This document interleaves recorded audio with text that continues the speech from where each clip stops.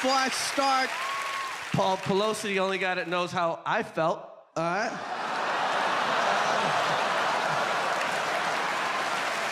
Just me and you, Paul. Just me and you, babe. All right, so I met Sandler. Here's a weird thing. I went to school in the 70s. I was 1972, I was bused to school, right? And I was like the only black kid in my school. I was only me and two other black girls. It was just us in Brooklyn. And, you know, it wasn't Selma, but it was like Boston, okay? It's like Boston, right? Now, how many times do you think a kid asked me to hang out at his house? Once. Once in like 16 years. David Moskowitz. The Jews, nice people. Nice people. So I met Sandler at the comic strip. Here's the thing about the comic strip. I started before Sandler. And it takes about 2 years to get a weekend spot. You know? So I used to like, you know, stack chairs and mop floors, and I'd do my little spots and at very late, and it took forever. It took me 2 years to get a weekend spot at the comic strip. One year, I'm gone for about 10 days. Eddie Murphy saw me at the club, flew me to LA. I'm gone for 2 weeks, right? I come back on a Saturday night, and who do I see on stage? Adam Sandler. I'd never seen him before in my life. And we're like kind of the same age, and he's on a weekend, and I'm like, who the is this guy? That he gets a weekend spot so fast, right? So I was supposed to hate him. And I'm watching him, and he does this joke about Wilt Chamberlain. Wilt Chamberlain once scored 100 points in a game. And Sandler does this joke. He goes, here's my impression of the coach of the other team. Who's got Wilt?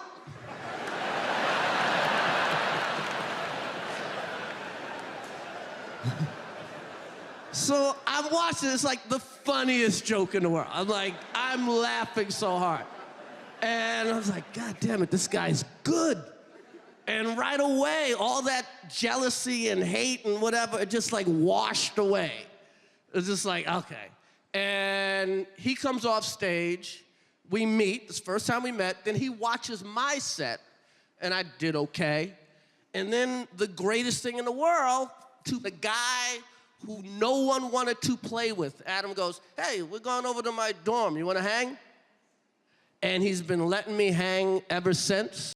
Let me tell you about a story so true. We're showing me style and it's all so cool. It's about a garment torn and frayed, getting this threads, the story conveyed. Walking down the streets with holes in my teeth. These red things here are part of me, you see. It ain't about the brand or the label it holds. It's about the journey, the stories it unfolds. In these ragged clothes I find my voice, a testament to resilience. My choice from the streets to the stage, I rock my style. In my tattered shirt, I walk that mile.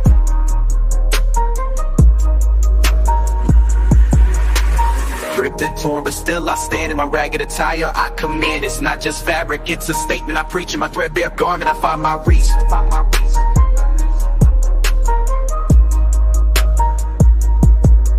From the barrio to the bar, I make my mark. In my worn out jeans, I leave a spark. They may call it rags, but I call it art. In every stitch and tear, I'll play my part. It's the struggle of the streets, the hustle so real. In my tattered jacket, I seal the deal. A symbol of defiance against the status quo. My passion of pants, I let it show. It's not about the riches or the wealth I lack. In my faded hoodie, I stay on track. It's the heart of the hustle, the grind each day. In my worn out kicks, I find my way. Ripped and torn, but still I stand. In my ragged attire, I command. It's not just fabric, it's a statement I preach. In my threadbare garment, I find my reach. So here's to the ones with the clothes that tear. In our patched up attire we have, so let the world see our garments worn. For in our rags, our stories are born. In the language of the streets we speak. In our torn up clothes, we find our peak. And I love the guy because he, you know, Jews. Gotta love it. You gotta love it. That's my guy. He's been my guy. I've known this guy for 30 years.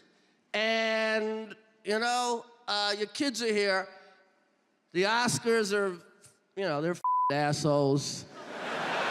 And if they don't want to give my man his props, we will tonight. Ladies and gentlemen, one of the greatest of all time.